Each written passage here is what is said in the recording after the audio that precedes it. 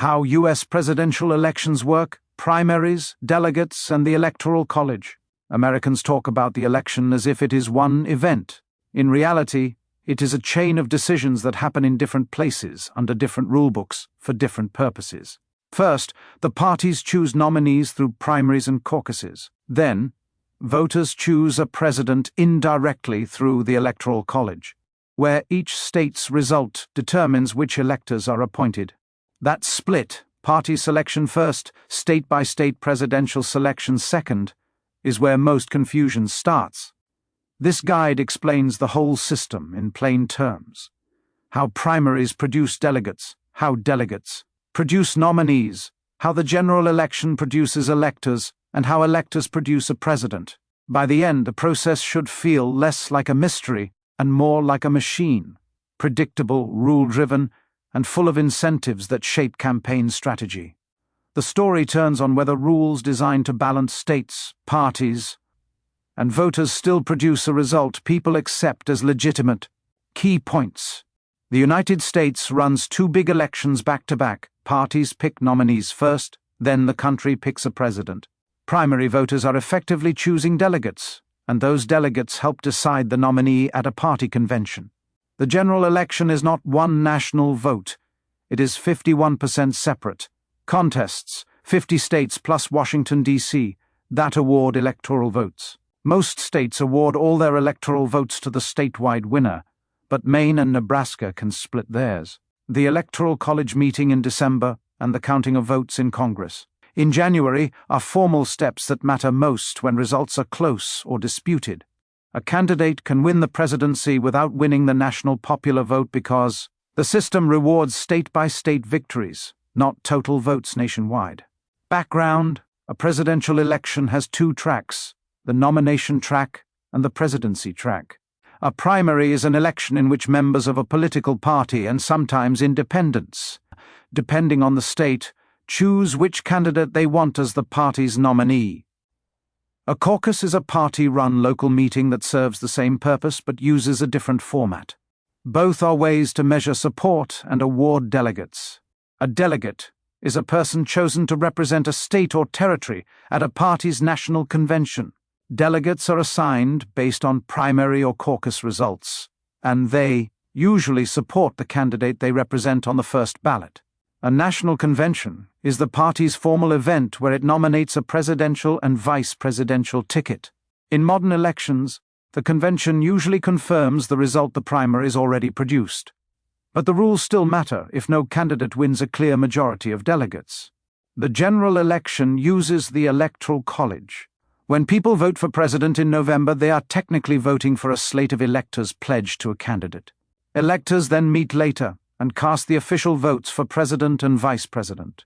An elector is not the same as a delegate. Delegates pick party nominees. Electors pick the president. Deep dive. How it works, mechanism or logic. Step 1.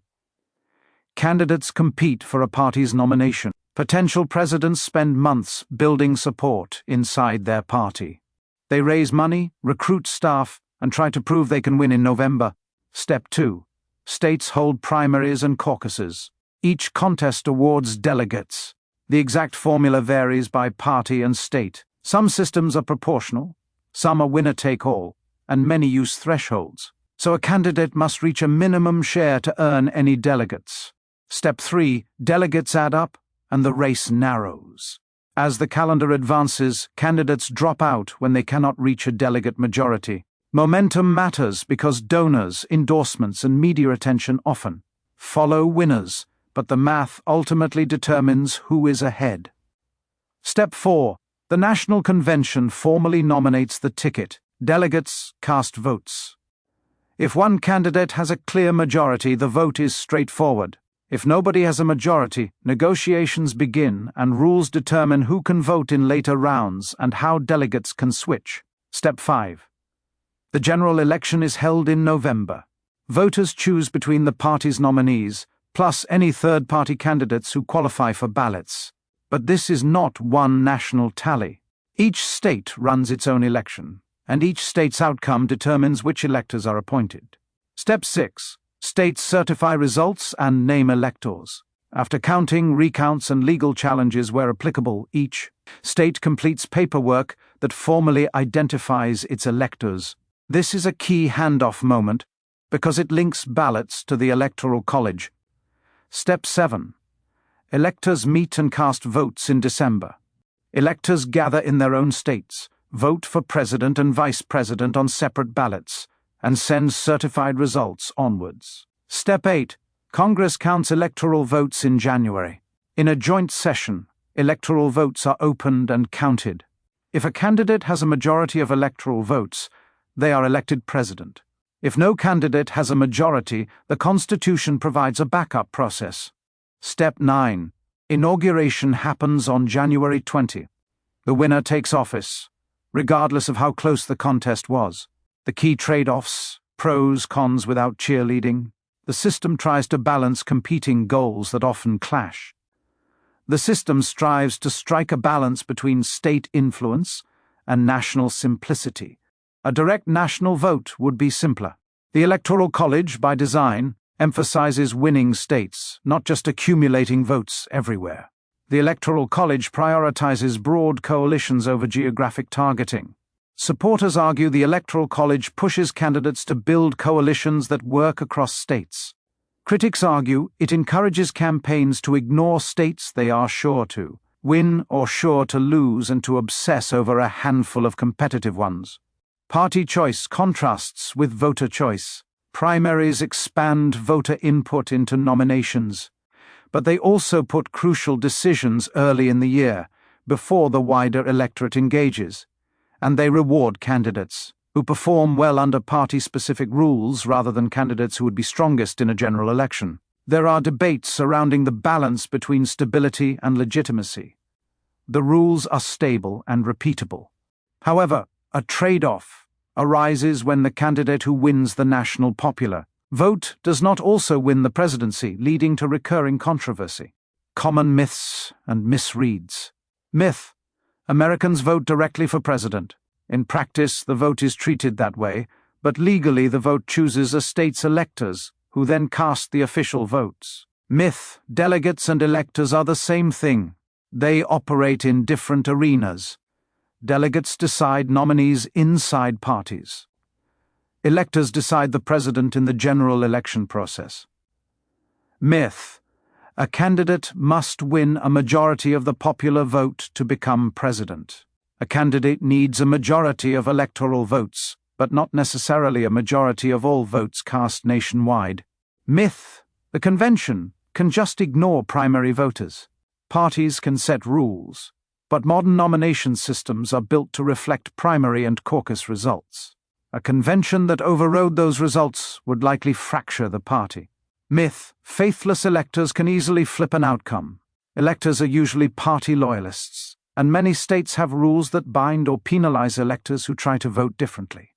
It is possible in theory but rare in practice. Myth: Recounts are national events. Recounts happen state by state, under state law, and typically only affect a close margin in that state. A simple framework to remember, a repeatable mental model.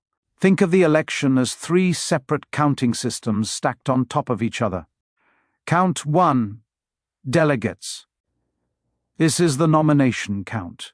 It answers, who represents this party? Count 2. State popular votes.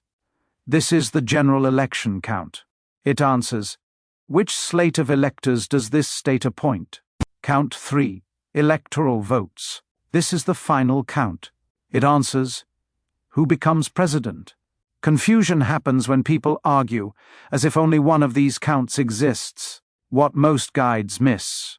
The hidden truth is that the United States does not run one election system. The United States operates multiple election systems, which are interconnected through deadlines and paperwork. States can have different rules about who can vote in primaries, how ballots are accessed, how votes are counted, and how recounts work. Parties add another layer by setting their own rules for how delegates are allocated and when they can switch. That means campaigns do not just chase voters.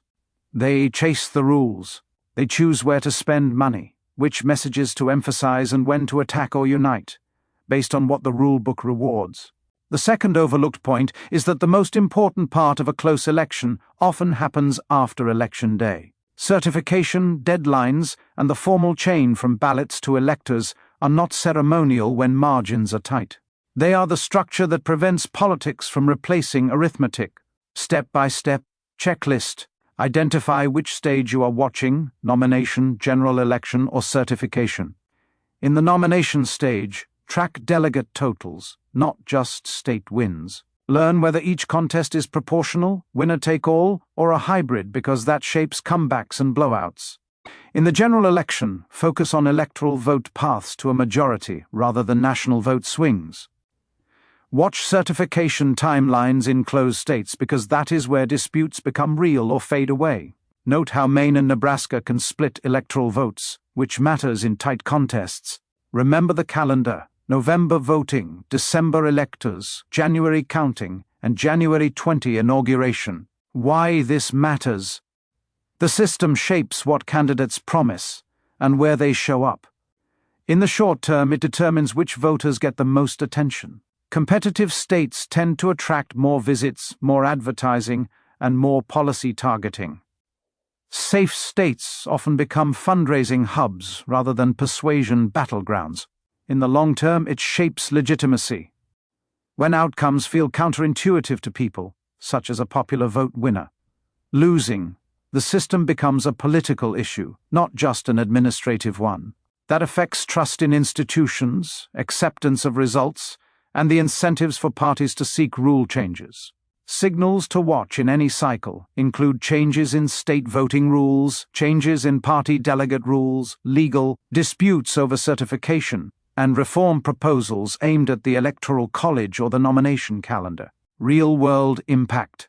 A first-time voter in Phoenix follows the campaign through national headlines and assumes the biggest national story will decide the result. But in the final weeks, messaging shifts toward local concerns, turnout operations, and targeted issues, because the state's margin matters more than national totals. A small business owner in suburban Atlanta hears constant talk about the economy and crime, then sees both campaigns flood the state with visits and ads.